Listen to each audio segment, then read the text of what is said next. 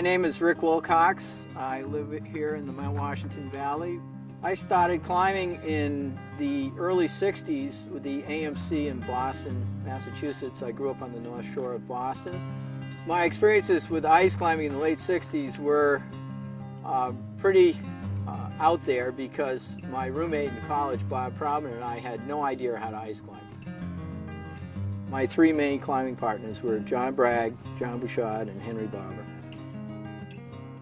John Bragg, tall, handsome, all the girls loved him. He was a great ladies' man. I mean, they just loved him. John was, again, a guy I did a lot of climbing with. And then there's John Bouchard. And John Bouchard just showed up at the front door of the store one day and said, "I'm John Bouchard, I'm from the University of Vermont, and I want to go climbing." John was very competitive. He was so intense. Henry is the youngest one. Henry was the superstar rock climber that we didn't think, Henry, he's not an ice climber. But all of a sudden, Henry's showing up on all these ice climbs. I learned right away, if you're going to climb with Henry when he was in his early 20s, you better be up for the climb that day.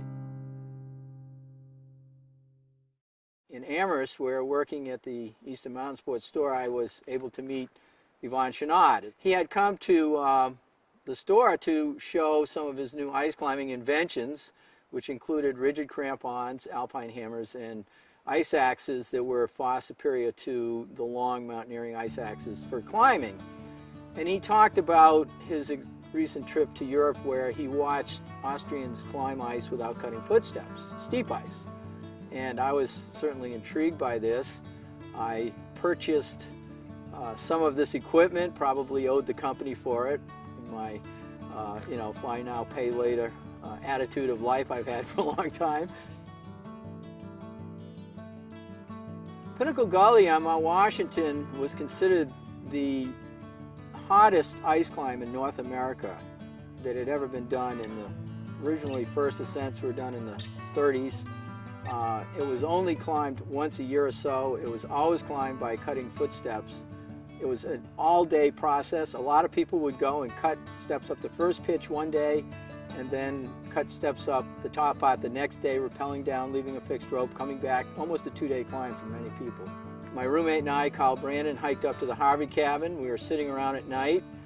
The door opened about 8 o'clock at night, and these two people came in, Bill Putnam and Jim McCarthy.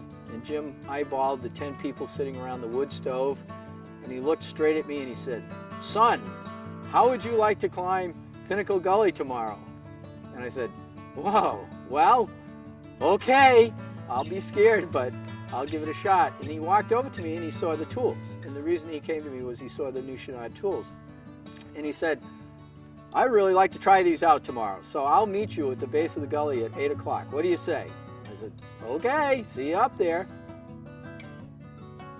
The next morning, we started up the ravine and we met together at the base of the gully. And Jim immediately unloaded my tools. He took away my alpine hammer and my ice axe and some ice screws I had, and he said, "These will be good, I'll lead." And little did I know that he was on a mission to do the first ascent of Pinnacle Gully without cutting footsteps. The thing that amazed me about it was how quickly you could climb ice without cutting steps. He led right up the first pitch, and then we'd bring up Putnam and me, and if he needed a little help getting going, we'd give him a little push. We won't talk too much about that. So we didn't place too many screws, made it faster. And up we went, and we finished the route in about 4 hours, I believe, which was just an unheard of time for climbing Pinnacle Gully in those days. At the top, I took back my tools. He said, "Nice to meet you, Rick, and I'll see you later."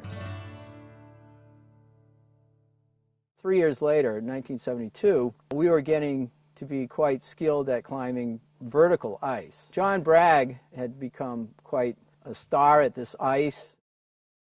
Well, John came into the store and he said, "What are you doing, Rick?" And I said, "I don't know." He says, "You want to go climbing?" I said, "Okay." I said, "Where are we going?" He says, "We're going over to Cathedral Ledge." And I said, "Cathedral Ledge? There's nothing over at Cathedral Ledge." And he said, "Oh, yeah." He says, "I've been watching this icicle grow and grow and grow, and it's ready."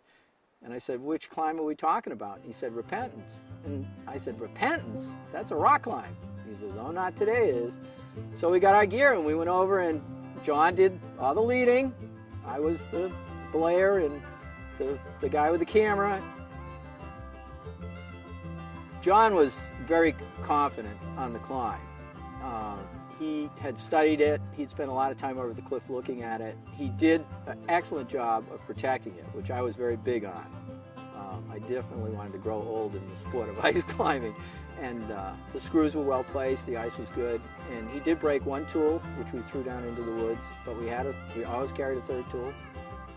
And after the first pitch, I just said, this is a new world of ice climbing. This is something that I thought would never happen, that you could climb pitch after pitch of this really, really steep ice. The second ascent was done by a couple of Canadians that came down, and we didn't get their names. They came and went. But the third ascent was done by Shanad and Henry Barber.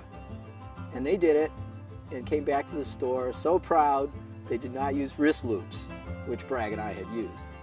Okay. Fourth ascent was John Bouchard and a girlfriend that he taught to Jumar up in a tree somewhere. And she screamed and hollered all the way up the climb, and I don't think she ever went out with him again.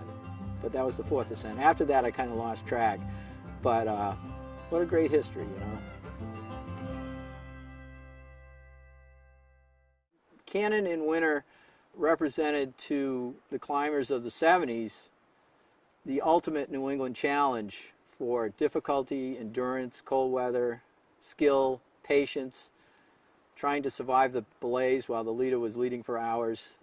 Very, very extreme climbing.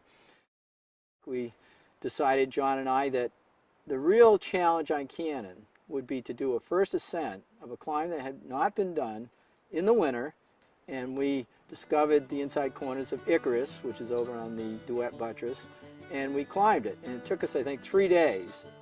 The first day we fixed ropes, then we climbed above the fixed ropes, and John and I bivouacked on the ledges where the dike crosses Duet.